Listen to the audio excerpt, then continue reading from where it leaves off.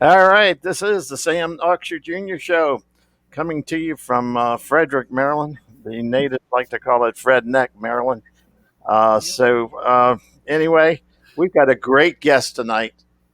He is a longtime friend, so I can really dig him, but anyway, we have Ford Motor Company's enthusiast communications manager, Mr. John Clor. Welcome. Hey, Sam, thanks for having me. It's always fun talking to you. You know that. Well, I love it. I stuck a picture on the email I send out. Got today, where I think it was like 10 years ago that we did in Carlisle, or maybe it was 11 years ago, something like that, a long time ago. Yeah. But anyway, now that you've been promoted to what is this? Enthusiast communicate. How do you get that on your business card? That's you got to keep typing until it falls off the end, and then you turn the card over, and then you keep typing along the back. It's got flips. I got you. Yeah. I got you. I'll need one of them myself. So, anyway, how did you wind up with this role?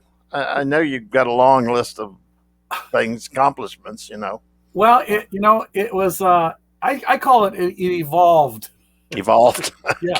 I started at Ford in 1995 with this Ford Special Vehicle team. I left Auto Week magazine, which was a great job. Downtown Detroit, being a Detroit kid and writing about cars every week. That wasn't for people who got a car magazine every month. That was for people who got a car magazine every week. Oh, okay. Yeah, they're the problem people. Yeah, right. Yeah, so they had cars on their minds a lot. So that was a great job. But secretly, I've always loved Ford and the Mustang, and when I had the opportunity to go to a really cool operation called the Special Vehicle Team, which was an autonomous group.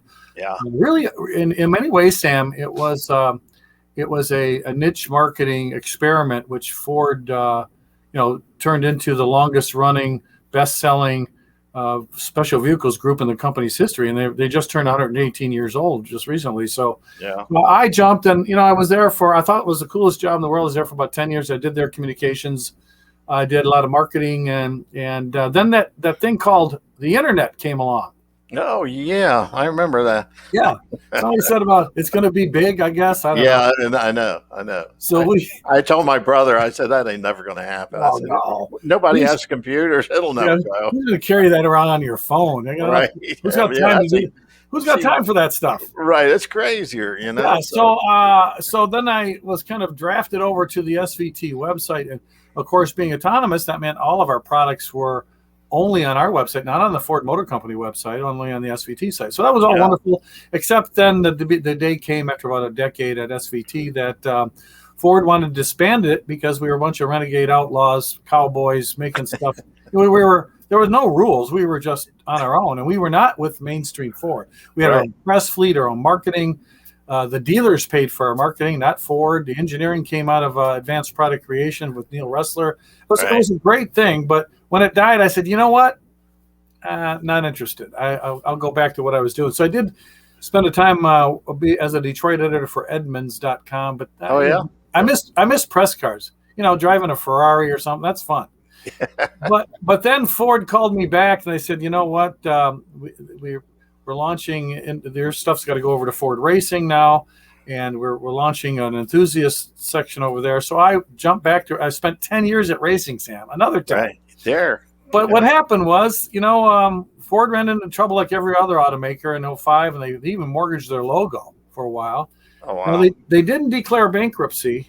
Yeah, I remember that. Yeah. Remember, it was tough. Right. So, everyone else did, but they didn't. we took a loan out, but we paid it back. Right. We didn't declare bankruptcy. So what we did is at Racing, we had Team Ford Racing. I had the SVT Owners Association. I managed their website. But what happened was all that had to go away. So I was the guy that didn't want to lose my job. So I said, hey, don't tell everybody you're killing Inside the Oval magazine. Tell them we'll give them, instead of 12 magazines, we'll give them 52 emails. Right. And I'll do it for you every week. Oh, God. So Amy Allison, the head of racing, said, that's a great idea because enthusiasts buy most of my Ford Racing parts. There you go. Right? So that's how I stayed at Racing for 10 years. And then, of course, Racing got incorporated into what we now know as Ford Performance. And that's when I had some guy named Henry Ford III. Oh yeah, that Yeah, guy. some kid. He Yeah, became my right. boss. So when Etzel's son was there, he understood the value of enthusiasts to the company. Right. We have an army of loyalists. How do you leverage that to sell cars and to make people realize that Ford's cool? Yeah. So we launched this program, Club Connect, and now we've been there 5 years already. Yeah. Time flies, Sam, as you know when you're having. I really know that. Believe me. Look at me. Yeah. So my Flew job is all over me. yeah, no, you really want to be out racing right now. You want to be out the drag strip. But yeah, Exactly. I have FordPerformance.com. I do that during the middle of the week, and then on the weekends I get to go hang around with guys like you Yeah. at Right. cool car shows, or most of the time with clubs to try to support their lifestyle and Right. get them up and running so that they can go forth and preach the Ford gospel. That's my Yeah. job. What do you do whenever you go to? Do you go to an actual Ford Club meeting, or do you just go Oh to yeah, I do. different events Yeah, like two things. Carlisle? Big I, Ford events. Ford does that, and they do it really well. They have semi-tractor trailers that cost $25,000 a day, and they have teams of people from agencies. They're great. But my job, really, Sam, is to touch and reach the people that Ford doesn't reach. And I told Henry III that when he was my boss at Ford Performance, and I said, "You do a great job reaching about 10% of the hobby that goes to Barrett Jackson. They go to right. Carlisle, they do Yeah. Tulsa, and they can write a check for $300,000 to make themselves a nice Mustang at a restoration shop." But I Right. said, "But Henry, that's not the hobby. About 90% of the hobby are the guys that don't have $100,000 cars. They have their family's old Mustang. Their whole life is their local club in their big city in the USA, and all they Saturday do, night. yeah, Saturday night they go to the Dairy Right. Queen, and that's Yep. what. And maybe they have that one show. Their club has a national or a local show, a regional show at their Ford dealer, Right. and that's their whole life." I said, "So what you're telling me, Henry, you want to spend Ford's money on the 10%? Guess what? I'll take the 90%." Right. Yeah, that's true. So It's a so good he got me point. Good point, John. yeah, so because I can't go down to Anderson Ford in Clinton, Illinois Yeah. with a semi-tractor trailer and for 100 people, but I can take my little Club Connect Ford Transit for a couple $100. I can go down there for the day, set up a tent, give away posters. So it's either event support where they're at their show and I go there and I do a meet and greet, Right. or I can go to their club meeting when they'll never have to get a chance to talk to anybody out of Dearborn. All right. And I Yeah. can support their club meeting, do prizes and giveaways, do a history presentation, and let them know about all the things that we do now to support. So both of those, I do events and club meetings. Sometimes they're integrated. One time they were like a Friday night for the meeting and Saturday for the show. Right. Depends. But really, Sam, I'm all over the country, coast to coast. I believe it. I've seen all everywhere there. Yeah, But you've seen the bald tires on my Transit. yeah. See if they can buy you a set of tires. Get that done. I'll put a vote in for you. Good. Maybe Yeah. you take up a collection at the next show. John needs some tires to get home.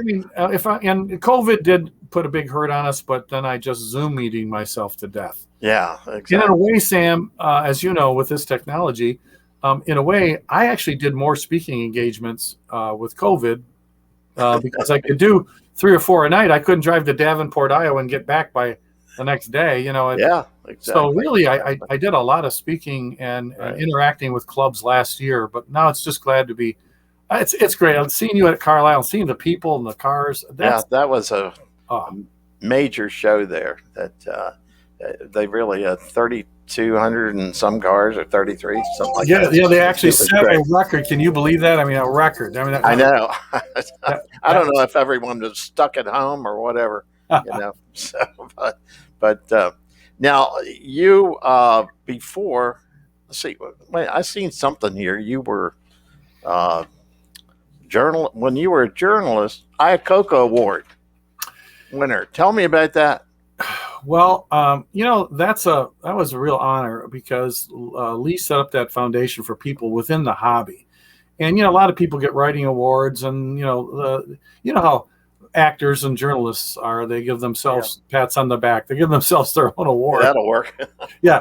Hey, a bunch of you buddies go vote for me because I was awesome. Hey, there you go. Yeah. So believe it. I've been writing all those years, and it wasn't until I got to Ford, and then I got into the hobby mostly at Ford Racing. So we're talking back in 05. Yeah.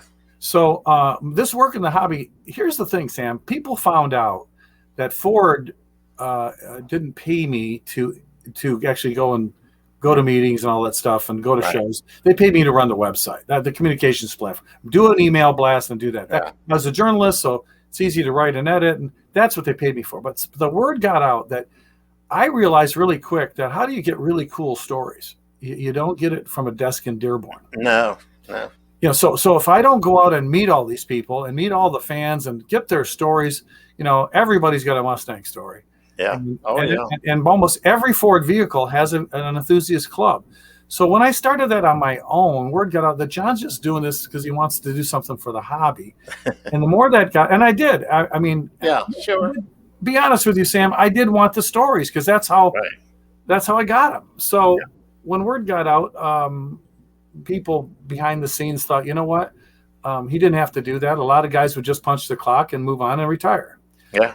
But so I had some friends in the Mustang Club world that thought that was really cool. They went to the Iacocca folks and nominated me. And then to my utter and complete surprise, when Ford had the 50th anniversary of the Mustang, the club had a huge banquet in Dearborn at the convention center. And you wouldn't believe we had over 100 Mustang heroes. And I'm talking 5 vice presidents, several of the designers and the chief engineers all over the years. Oh, yeah. It was a night to remember. And when the autograph session started after dinner at 7:30, Sam, it ended at 1 a.m. That's right up your alley. Yeah. Right. So at this banquet, Dave Parasak, who was then chief engineer of the S550 Mustang and who went on to become head of Ford Icons, he stood up there and he said he had a special award to give out. And he brought up the club president, Mike Ray, whom you know.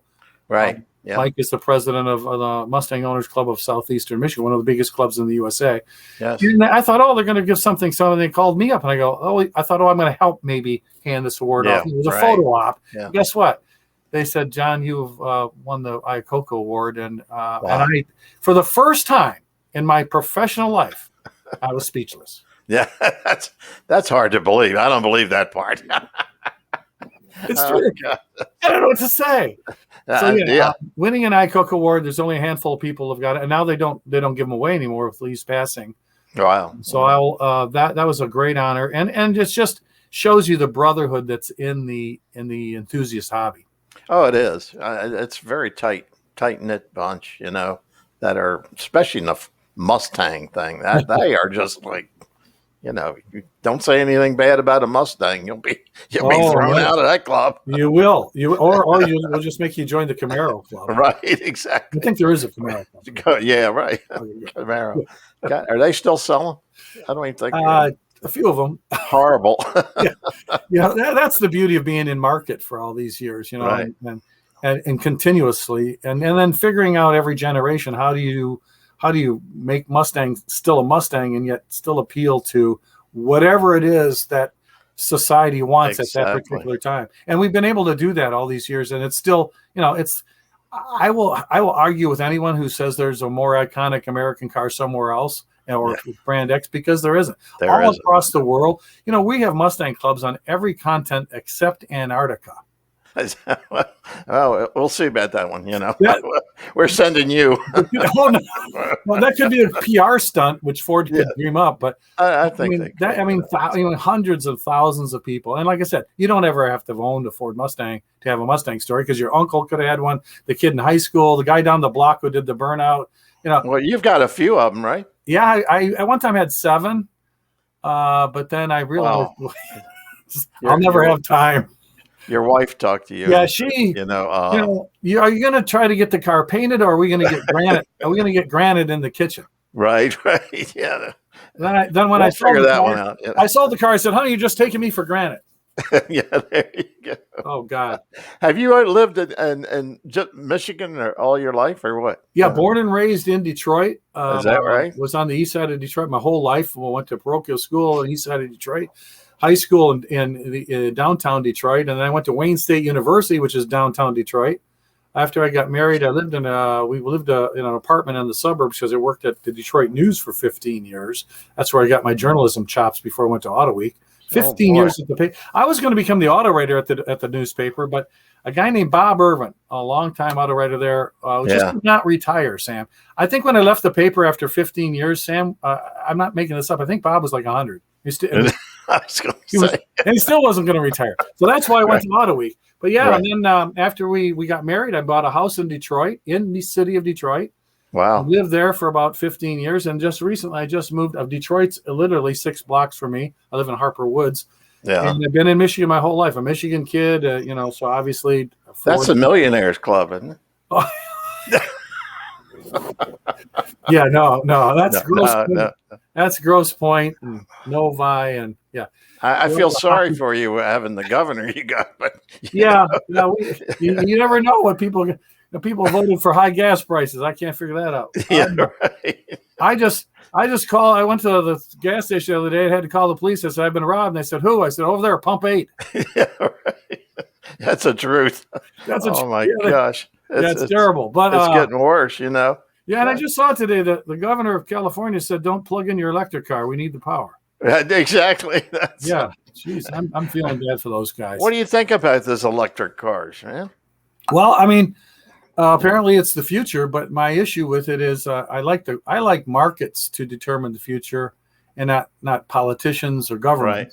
Exactly. So, some guy said to me, "Oh, you're against everything. You're against progress, and if you were around Clor when the Model T came out, you would demand to keep your horse and buggy." And I said, that's not true, because the difference between people adopting the Model T and people adopting electric cars now is that back then nobody forced you by raising prices of hay or by giving a tax credit on your Model T. Nobody forced you into thinking, well, it's better to buy a Model T. It was your choice. I mean, and don't forget, in 1910, we had on these streets, but not far from my house right here, Detroit electric vehicle. In fact, Mrs. Ford herself, Clara, was driving a Detroit electric on Woodward Avenue. I seen an article there somewhere on that. She liked them because they didn't smoke and they didn't make noise and scare the horses. Yeah, and smells, But the same thing that we had issues with in 1910, which was battery range and how long you can go on a single charge. Right. That issue still faces us today. People, it's about range and the battery. So well, the other issue is that, as we've seen a few weeks ago, the gas being hacked on the pipeline being hacked. What's going to prevent the power grid from being hacked? Nothing. And nothing. Or the cars themselves. Now cars are going to have more processing power than the first computer that put us on the moon. Oh yeah. It's insane the amount of chips.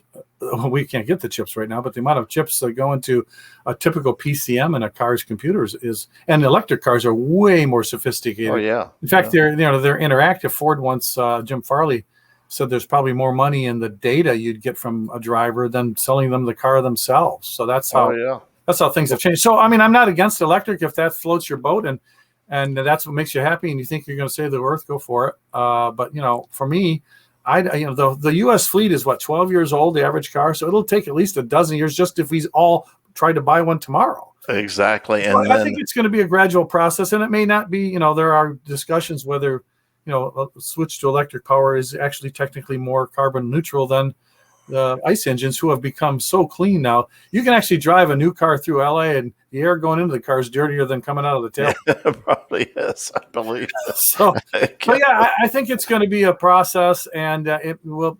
I just don't like picking winners and losers. I think, I once said necessity, as you know, is the mother of invention. So if you want to get rid of oil, use it all up. Yeah, exactly. That's true. And then that's the market is the best decision maker. Our government doesn't have a great track record of managing things. No, we haven't made a good guess on that one yet. No, they seem to be missing the mark. As a capitalist and someone who's loved from a free country, at least right now we are. Yeah, for the first, hopefully out tomorrow. Yeah. So I just like to see the market determine what is best. And what did Henry? You build a better vehicle, and people will buy it. And that's right. That's and it's not less expensive. What did somebody told me that when Germany went solar and wind, the average household electric bill in Germany went up 300%. I can't afford any more for my electric bill. No. I think I want to spend my money on good things like food and travel, Yeah, right. And more gas. Mustang, gasoline. Mustang, And, right. I loved it when it was down to $2 a gallon. But when it becomes 15 a gallon, I guess you'll have to consider. Oh my gosh, it's unbelievable the way it has jumped well, up. look at when Henry was around back in the day. You had to get gasoline at your pharmacy. They didn't have gas stations. That's right. They did, didn't they? Right? Yeah. There was no infrastructure, God. and so if it's a better deal and people, it's all, we don't want to lower our standard of living. At the same time, people are, oh, what about global warming? Well, if global warming, if I get global warming here in Michigan, that just means I don't have to move to Phoenix. So no. My issue with that too is, I was into the sciences in college, and I know for a fact that our Earth has cooled and heated over a dozen times in the last 60 billion years. The last couple of times we had ice ages and the ice melted here in Michigan, what it did, those glaciers, was they moved backwards towards Canada. They gouged out the earth, and the water melted and filled something that we call the Great Lakes. Yeah. That global warming that took place back then, Sam, there were no cars, there were no people, and there were no exactly. cows didn't have flatulence. It wasn't underarm deodorant. So I'm saying that's what I say. So if it did that then, maybe we ought to look at, maybe it's done that a dozen times already. Maybe it's not all us.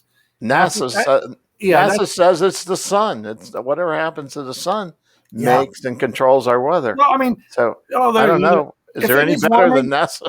If it is warming, it's warmed a billion times before, and maybe it's different reasons. Maybe a meteor did hit them and kill all the dinosaurs. But the point is, the Earth looks at us as ants, and they just flick us off its shoulder. Tomorrow, the Earth could have a burp and kill us all.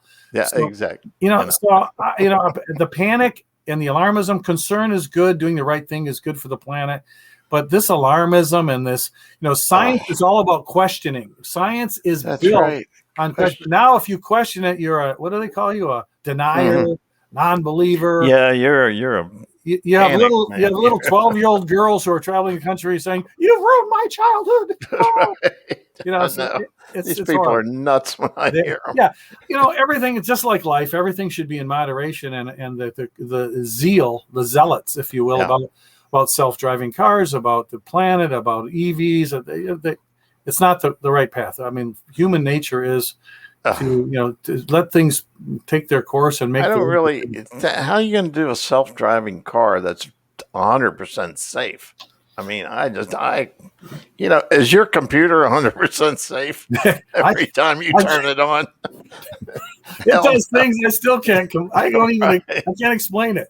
Yeah. And then you call IT and they can't even figure it out. Exactly. I know. That's enough.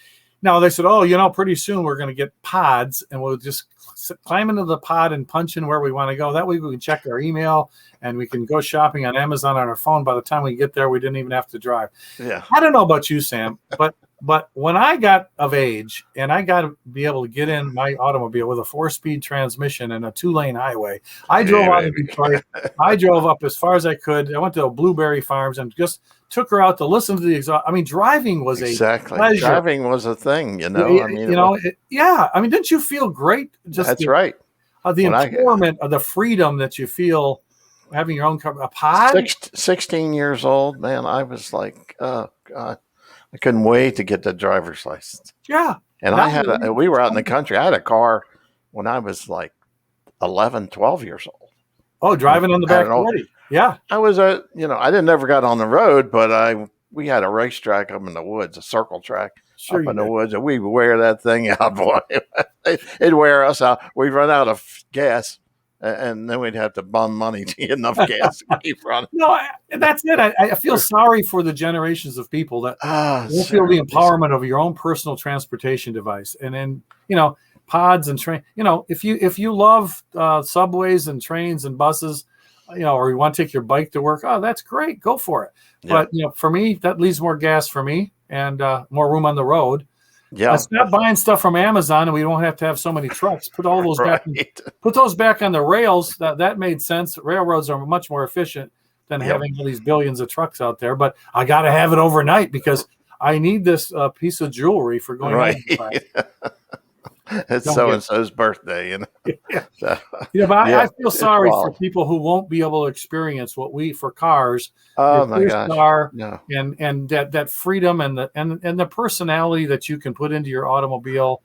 And now the they people have no, they're they have buying no, nondescript yeah, bars of soap. Gail Halderman, Gail Halderman. yeah, yeah, Gail was the original designer of the Mustang who passed away last April, but I became a right, good friend of his over the last decade. And he actually said to me last year, he said, I'm glad I'm not a car designer these days. He said, because they'll give you a jelly bean and you get to design the headlights yeah, and the taillights. And, right. and, and now I look at, I can't tell if with small compact SUVs, they all look the same. They do. Every Yeah. one of them looks the Yeah. same. And they're little metal blobs. And Yeah, they're the style. Remember, man, back in the 50s, even after yeah. the war, Sam.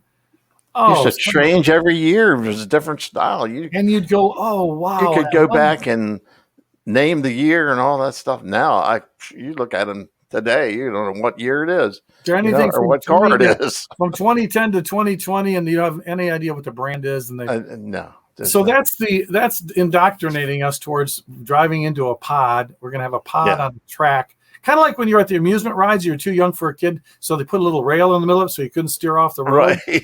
That's what we're going to get and Sam, maybe it's better for us because I don't know about you, but today's drivers are the worst in the history of this country. Oh yeah, They are awful. Young people don't need now, if they want to wait till they're 21, they don't have to take driver's ed. They can just go at 21 and apply for the test. And if they pass the test, they get their license. So because nobody's really physically trained in an automobile with a person, they're horrible. They are the one thing they're saying, so we need to make cars safer because all the car. There's one thing in your car right now. It's been in your car for decades that if that safety device was ever employed, millions of people would save their lives. It's something called a turn indicator. Right. Yeah, no. Not used. They don't use that.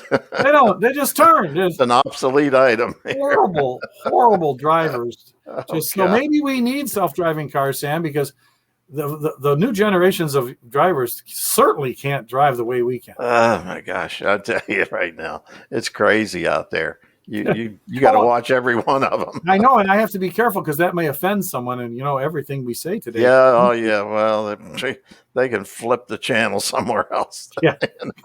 It's tough because I understand Ford's got a job to do. We want to be inclusive and right. But at the same time, we're a very patriotic company. We not only put Detroit on wheels, we put the world on wheels. Right. We changed America. We created the middle class with that $5 a day wage. We won World War II with the arsenal of democracy. We're part of the fabric of this country, and I pride myself. Right. I pride myself, and when I'm in the tent, I listen to what people say. How do I know what to write about? Right. What's on their mind? Well, you listen to your customers. You listen to owners. And then guess what? They'll tell you, and that's how we connect with owners and customers. We listen to them. Yeah. That's kind of like what Mustang has done. Hey, I want to be smaller. Okay, you're small now. I want to be bigger. Now you're big. Yeah. I want big V8s. Okay, I want MPG. Okay, now I want HP. And as you give them what they want, they buy your stuff. That's right. I mean, it's that Mustang, the electric car with all the horsepower it's got. It is an amazing piece of equipment, but realistically, I don't think it really fits in the average Mustang. Well, it may not be for everybody, but some people love the technology, and it's freaking fast. I mean, torque is instantaneous.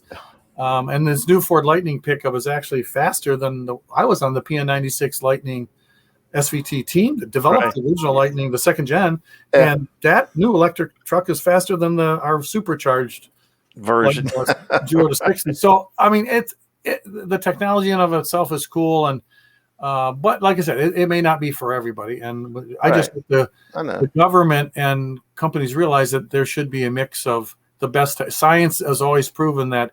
Keep questioning, keep improving, and that's how. I remember when we went to the moon. I remember people going, "That's the biggest waste of money." A stupid thing, that experiment. Right. And from the original moonshots and from the space program, we developed MRIs, which saved our lives.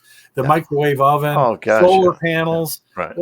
and that all the technology that's developed there, it may take a while, but that's where, ideas need to be fostered and cared for. And I think I'm still looking for the car that I don't want a car that runs on water, because water is going to be the next shortage. Yeah.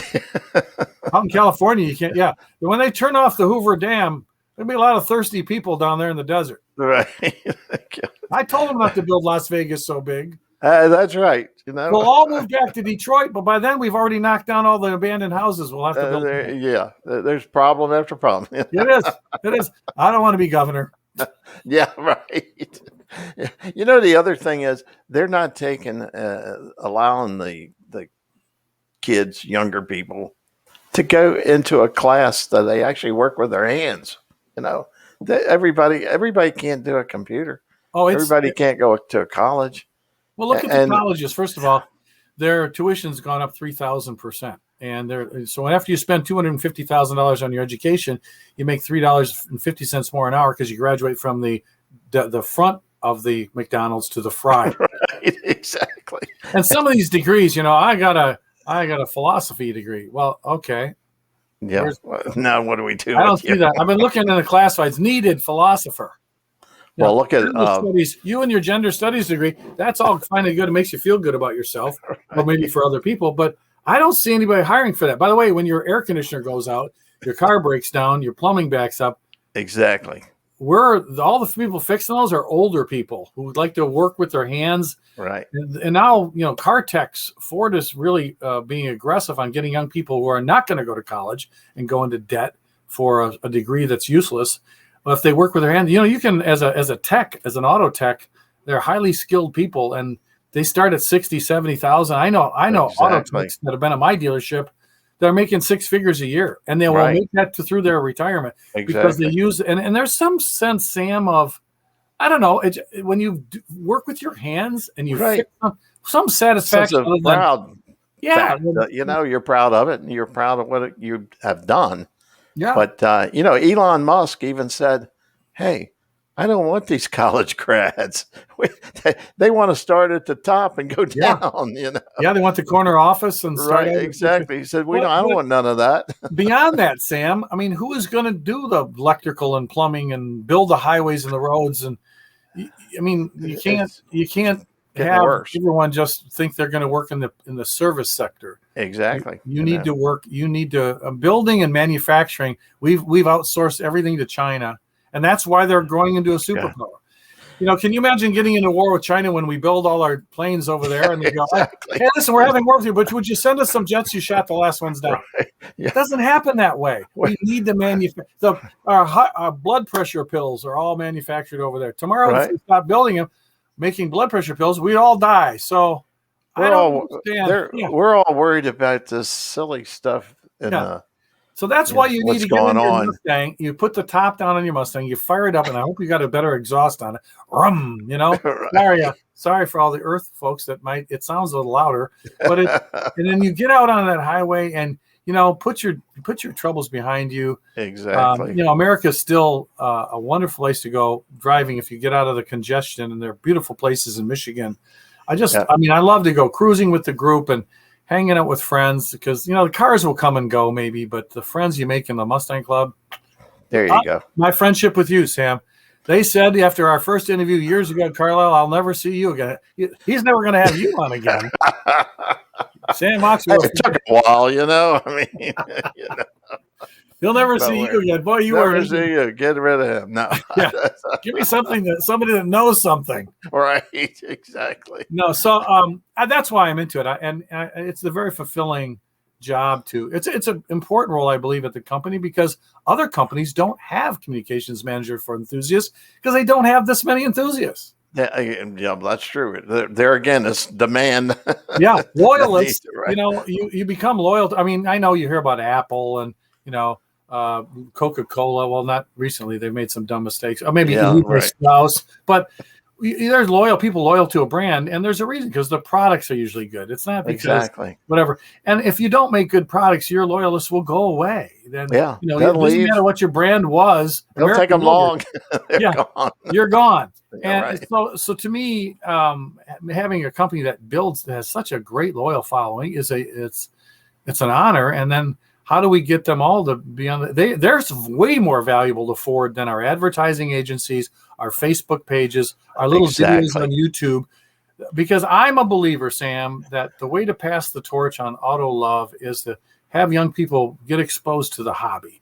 And once they see our shows and our cars and these cool people and meet the guys that build these cars with their own hands, they go, wow, this is something I enjoy. It's a wonderful way to pass the torch. I don't believe that YouTube videos are going to get them all excited. That's what I was going to say. The videos and all that stuff is not going to beat the interaction with somebody at a club or at a track or, all that. I mean, that's going to be one-on-one whenever they see that what's going on and they want to be a part of it. Yeah, way different experience to watch a video from Island Dragway. But when you go out there and you see a funny car, when you hear the pulsations in your ear, or you yes, Pro Street or Pro 50, and you see these guys, it's just like they call it experiential now. We do experiential marketing. Well, that's what that is, and that's how I feel. I remember going out on Saturday night to Detroit Dragway, and being out and seeing all the great cars. We raced up there a number of times. Stockton Martin and Grumpy Jenkins, all the whole crew, and I got to tell you, the kids don't have that. No, they go to their buddy's house. They don't have it. No. They play D&D, Dungeons and Dragons. No. Well, or you can fire up your phone and go Pokemon Go and catch a new Pokemon. Well, maybe they could build a car to look like a phone. Then they could. Oh man, that would be a big flat. Push some buttons, and I mean, what could we do? I think kids will, when they go to a car show and they meet the people and they get to talk to them. Unfortunately, we're creating a whole generation of people that don't interact with humans. They don't even want to go buy their own groceries. They want somebody to go pick out all the soggy, the worst green peppers in the whole place, and deliver them to my back door and leave them on the porch. Yeah. Slide my dinner under the door. I'm in solitary.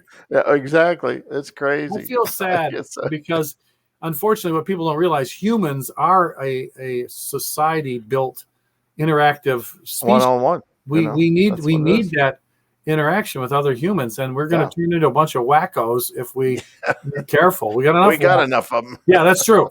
Maybe that's part of it. Yeah, so get me. In fact, tomorrow night I want to get in my Mustang. I'll drop the convertible if it's not raining too hard. I'll drive out to the Ford Yacht Club on Grosse Ile, which is where a lot of Ford retirees brought their boats. Yeah. And Jack Telnack, who was a vice president of design for many years, to design the Fox Body Mustang and was the lead designer on that, at least. And he was known for the oval. Remember the Taurus, the 86 Taurus? Oh, yeah. Saved the company. Jack did Thunderbirds. He did a lot of great cars. He's going to be there. I think Bud McGaldy may be there. Bud was the chief designer of the SN95 Mustang, the 1994 version. And he worked with that Skunk Works team. And hang out with the club and sit on the shores there of Lake Erie and looking up the Detroit River to the skyline and have a sipping on a cold iced tea. And hanging out with a bunch of Mustang people. Listen, I can get up there if. You should fly up. I can't get enough gas. Forget that. That's can't afford an airline ticket. Use your private jet like everybody in the G7. Oh yeah, it's parked outside here. No, so that to me, that's where, if I can empower the clubs to go out and get young people interested in this, I know they'll see how much fun it is. I know they'll see the joy that a mechanical device like an automobile, when you work on it yourself, you customize it yourself, and you go play with it, and you personally make it happen. You did it. You didn't write a check and it came in the mail that way. It's all about you. And I think it's really great to have that outlet. And I think that's why, that's why people love driving. That's why people, that's why the car works. That's why, that's right. That's why Henry Ford. And why we're not, a wilderness anymore, and why we have the highest standard of living in the world. And we change That's what I say, how come our country is so advanced and some of these other ones we let these things happen. We're not going to go into that story, but mobility is a basic tenet of a free society. If Right. you restrict mobility in your society, then you restrict creative Growth. interaction, Yeah. everything. You're not gonna- It all starts there. And look at when Henry Ford was making that first car. I mean, if you were the billionaires would have their chauffeur-driven Phaetons, Yeah. Right. and you would have the horse and buggy, and you may have grown up in a small town in the Midwest and maybe tended the farm. And if you were lucky, you could drag a bunch of your stuff over into the town a few miles away and sell it on your buggy. And maybe you met the woman of your dreams at the square dance in the town, and Right. you married her in the church that's in town, and you died in that town. You're buried behind that same church.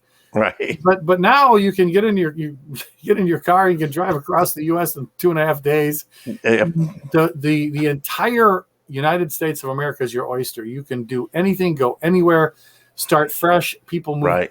You don't like the climate, you don't like the neighbor, you can go anywhere you want. And Exactly. mobility is key to our freedoms. And I believe without Everything. our Sam, I don't think we couldn't have it. We wouldn't have it. It shouldn't be for the rich. And Exactly. cars shouldn't be, cars are the most expensive now than they ever were. And we're going to get to the point where they're going to be unaffordable for the typical middle class person. When that happens, we're going to go back into the same problem. Right. Exactly. I want, and that's why the used car market has gone crazy. right. I mean, And I don't want a Chinese car that runs on 3 pin light batteries. Yeah, Exactly. exactly. Because it's $300. Yeah, And that's why I say good old American innovation, and that's what we need, and to keep pushing ourselves as a society and build great products. And that's why I'm kind of proud to be with this company, and more than honored to represent the voice of all those enthusiasts that have everything from 406 Galaxies to Mercury. Oh my gosh! And one of my favorites, the 58 Edsel. Oh yeah, Love the Edsel. I try and find one at Carlisle every year that is really just an outstanding piece. But gosh, it's crazy. That's unreal. That is, and then but they're restoring all this stuff, all this crazy. Well, and the question now is, so we're restoring it, but will our kids want it? Yeah. Well, they even look at it. They're not on the NASCAR races as much. You don't see them at the drag strips. They're not in the club. Right. Yeah. Since they're home doing other things and they think it's cooler.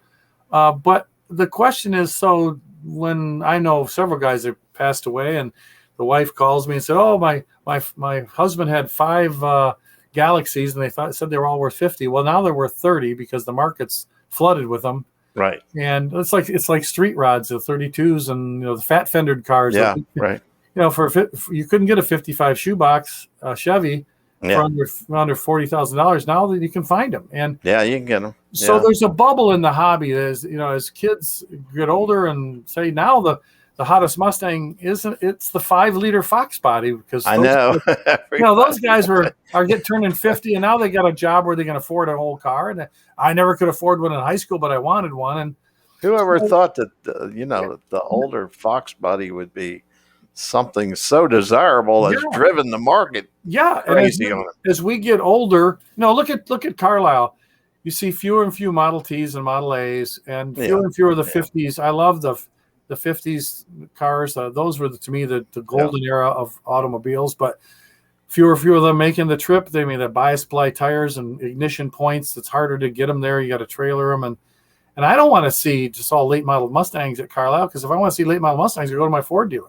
Well, I have made that complaint a few times, got nowhere with it, that they need to bring the older 60s, 70s, or whatever down on the field. Get them.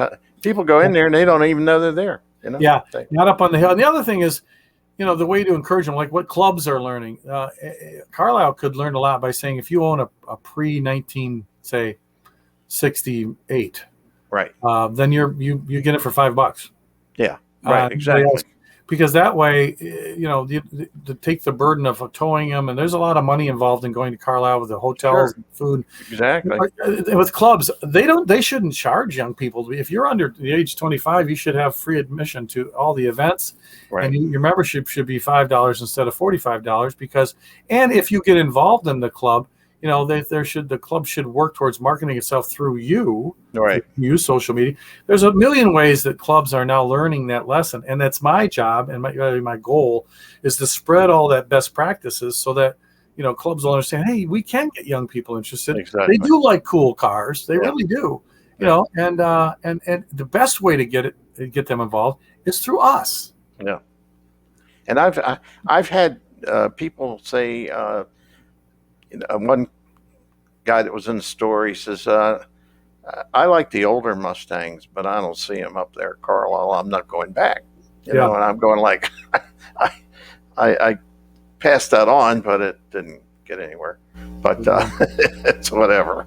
Yeah, I mean, it is what it is. And car shows, it's not uncommon to look at any news station in the United States this week, and you'll see that car cruising with COVID gone, these places like the car cruisings all across here are more packed than ever. Yeah, they are going to be. They're super crowded, and it's not a bunch of old farts going out there with their old 5-window coupe. They are young people bringing out new cars and Mustangs and imports, and the people do love this hobby. Yeah. And it's our goal really to try to, spread that message that there's a lot of fun to be had in the automotive world, and it shouldn't be a big secret. Right. Exactly. All right. Well, John, we're out of time. No. Come on. Because you took up so much time. I didn't get to my talking points yet. Oh, is that right? Well, dang it. Here they are. Okay. Here's the rest of them. Maybe I'll have to come back. No, so I do want to talk about the future of the hobby, and I want to talk about the future of cars like the Mustang, and what personal. Well, come on back next month, and then we'll get. Meanwhile, I'm going to talk to your guy, the Mustang. What's his name? I had his card. I met him with you up at Carlisle. Mike Gray. Yeah. Right. Now he's a treasure trove. He is, he has his own council. His club has done so well that in the winter he'll set up a seminar for all the clubs in the Midwest to join in and just share ideas and for free. He doesn't look at other clubs as competition. Right. He looks at us as all brothers, and let's go make this thing work. What a cool guy. Exactly. Mike Ray is a unique talent, and definitely talk to him. But I'll have to come back because. This is a big topic. What's going to happen to motorsports? Are we going to be like our slot car sets in the 70s? We just was watching it around the track. I don't know. We should talk about that. Yeah, exactly. Well, one encouraging thing, last week NASCAR had a huge crowd at Nashville. I was amazed. They said they were, quote, sold out. I don't know if they truly sold out. But it's close enough. Looked like it to me. I want to see them get interested in the racing and not in the infield having a party. They're looking for any excuse to have a party. I have so many critiques to go with their.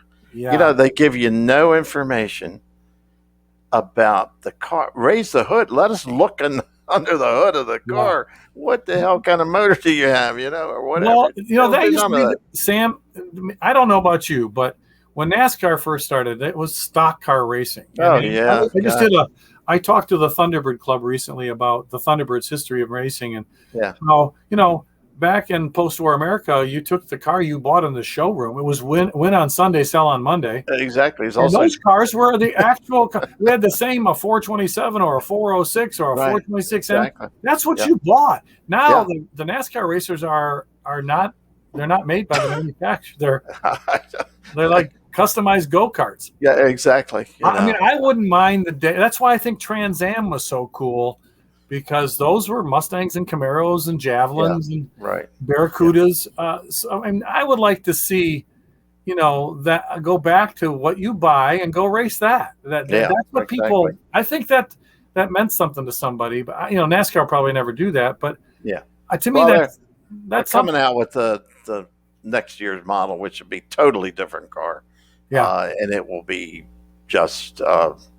It won't even be anywhere resemble the same car. Well, it's like IndyCar racing. The open wheel race cars, there was a technology transfer, but that's hard for fans to see, Exactly. I was looking at one of them at the track one day at a road course, and I talked to the Chevy guy, and I said, "Well, how many cubic inches is this motor? I mean, give me some." He says, "I'd have to shoot you if I told you." I'm like, "Is it really that? Is it Yeah, really that it's like those secrets. secretive?" You remember when Al Janiak at Carlisle told me that he had different cam in his? You Yeah, just don't know. You know, the garage door closes, the lights go off. Who's messing with my motor? right.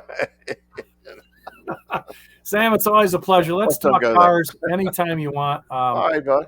Next month I'll be on the road a lot, but call me. Who knows? Hey, you can't tell. You might be in the perfect spot. Yeah, I might have a flat tire. Well, that's true. And got nothing else to do Yeah, because you can't change a tire. no. I asked somebody to open the hood to let me check the oil, and all of a sudden I heard this noise, and I go, "Open the hood." And they go, "I did." And they go, "No, you just got the parking brake." That's true. Where's the? By the way, some cars don't even have spare tires, Sam. Yeah, exactly. Don't even worry about That's that. why I carry my spare tire right here around my Right waist. there.